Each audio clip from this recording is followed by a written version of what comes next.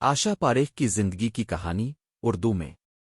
आशा पारेख भारतीय film industry की एक मशहूर और काबिल एहतराम अदाकारा जिनका नाम खूबसूरती वक़ार और बेमिसाल अदाकारी की अलामत समझा जाता है। उनका जन्म 2 अक्टूबर 1942 को मुंबई, महाराष्ट्र में हुआ। आशा बचपन ही से फ़नून लतीफ़ा की तरफ माइल थीं और उन्होंने कम उम्री में ही क्लासिकल रक़्स सीखना शुरू कर दिया। उनका फिल्मी सफ़र एक चाइल्ड आर्टिस्ट के तौर पर शुरू हुआ, लेकिन बतौर हीरोइन उन्हें पहली बड़ी कामयाबी 1959 की फिल्म ऊ दिल दे के देखो में मिली, जिसमें उन्होंने शम्मी कपूर के साथ काम किया। इसके बाद आशा ने कई सुपरहिट फिल्मों में काम किया, जैसे तीसरी मंजिल, कारवां, किट्टी पतंग और ऊ आया सावन झूम के।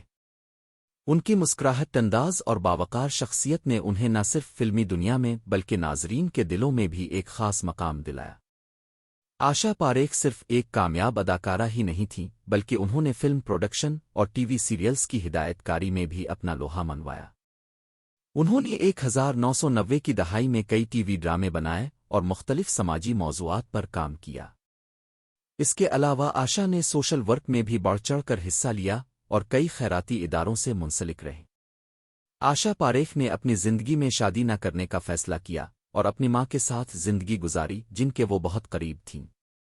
उनकी जिंदगी का ये पहलू उनके मजबूत और खुद मुख्तार किरदार को नुमाया करता है।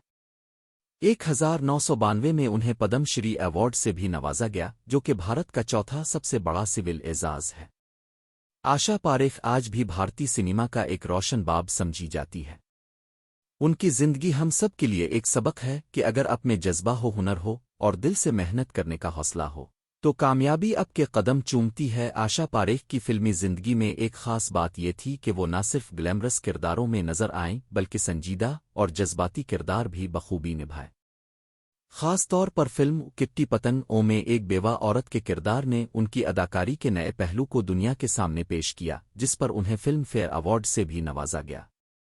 आशा ने हमेशा इस बात पर जोर दिया कि एक अदाकारा का असल हसन सिर्फ खूबसूरती में नहीं बल्कि इसकी अदाकारी की गहराई में होता है, और यही वजह है कि उनकी फिल्में आज भी दिलों पर असर छोड़ती हैं।